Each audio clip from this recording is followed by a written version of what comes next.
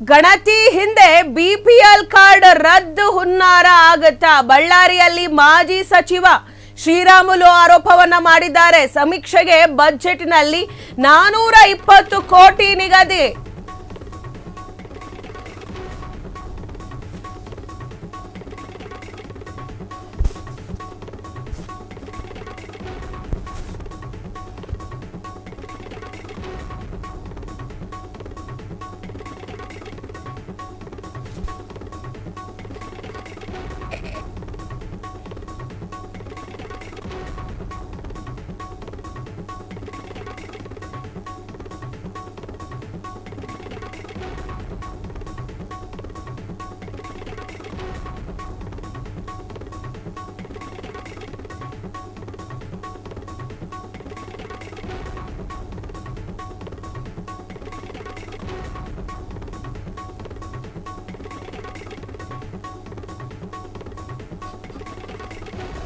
ಇನ್ನು ಬಳ್ಳಾರಿಯಲ್ಲಿ ಮಾಜಿ ಸಚಿವ ಶ್ರೀರಾಮುಲು ಅವರು ಮಾತಾಡಿದ್ದಾರೆ. ಸಮೀಕ್ಷೆ ಬಜೆಟ್ನಲ್ಲಿ 420 ಕೋಟಿ ನಿಗದಿಯಾಗಿದೆ. ಈ ಹಿಂದೆ ಸಮೀಕ್ಷೆ ಹೆಸರಿನಲ್ಲಿ ಹಣ ಹೊಡೆದ್ರು.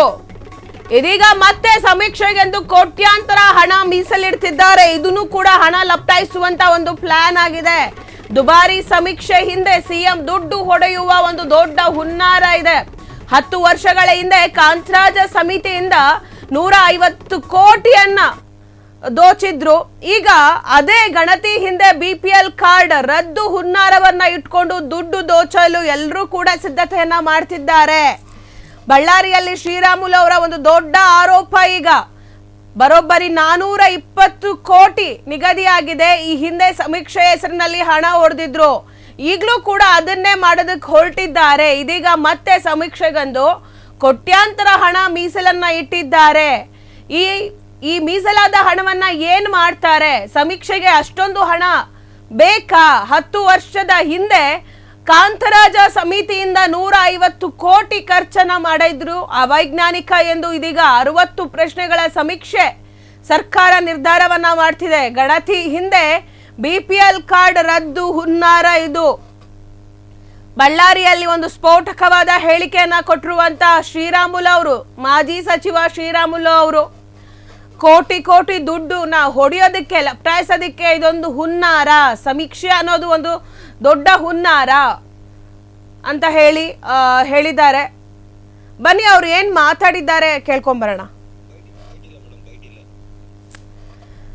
ದುಬಾರಿ ಸಮೀಕ್ಷೆ ಹಿಂದೆ ಸಿಎಂ ಅವರು ದುಡ್ಡು ಹೊಡೆಯುವ ಒಂದು ದೊಡ್ಡ ಹುನ್ನಾರ ಇದೆ ಅಂತ ಹೇಳಿ ಆರೋಪವನ್ನ ಮಾಡಿದ್ದಾರೆ. 10 ವರ್ಷದ ಹಿಂದೆ ಏನು ಸಮೀಕ್ಷೆಯನ್ನ ಮಾಡಿದ್ರು, ಈಗ ಅದು ಅವೈಜ್ಞಾನಿಕ ಅಂತ ಹೇಳಿ ಮತ್ತೆ 60 ಪ್ರಶ್ನೆಗಳ ಸಮೀಕ್ಷೆಯನ್ನ ಮಾಡೋದಕ್ಕೆ ಸರ್ಕಾರ ನಿರ್ಧಾರವನ್ನ ಮಾಡಿದೆ. ಇದೆಲ್ಲ ದುಡ್ಡು ಹೊಡೆಯೋದಕ್ಕೆ ಒಂದು ಪ್ಲಾನ್ ಅಷ್ಟೇ. ಈ ಸಮೀಕ್ಷೆ ಎಲ್ಲ ಅವ್ರು ದುಡ್ಡು ಹೊಡೆಯೋದಕ್ಕಂತ ಹೇಳಿ ಮಾಡ್ಕೊಂಡಿರ್ತಾರೆ. ಅದಾದ್ಮೇಲೆ ಅವರು ಆ ಸಮೀಕ್ಷೆನೂ ಬೇಡ, ಅದು ಸರಿ ಇಲ್ಲ ಅಂತ ಹೇಳಿ ಮತ್ತೊಂದು ಸಮೀಕ್ಷೆಯನ್ನ ಮಾಡ್ತಾರೆ. ಕೋಟಿ ಹಣವನ್ನ ಲಪ್ಟಾಯಿಸ್ತಿದ್ದಾರೆ ಅಂತ ಹೇಳಿ ಪ್ರಶ್ನೆಯನ್ನ ಮಾಡಿದ್ದಾರೆ. ನೇರವಾಗಿ ಸಿದ್ದರಾಮಯ್ಯನವರ ಮೇಲೆ ಆಪಾದನೆಯನ್ನ ಮಾಡಿರುವಂತದ್ದು, ಆರೋಪವನ್ನ ಮಾಡಿರುವಂತದ್ದು ಶ್ರೀರಾಮುಲು ಅವರು. ಕ್ಷಣದ ಸುದ್ದಿಗಳಿಗಾಗಿ ಫ್ರೀಡಂ ಟಿವಿ ಸಬ್ಸ್ಕ್ರೈಬ್ ಮಾಡಿ, ಲೈಕ್ ಮಾಡಿ ಹಾಗೂ ಫಾಲೋ ಮಾಡಿ. ಹೊಸ ಸುದ್ದಿಗಳ ನೋಟಿಫಿಕೇಶನ್ಗಾಗಿ ಬೆಲ್ ಐಕಾನ್ ಮೇಲೆ ಕ್ಲಿಕ್ ಮಾಡಿ.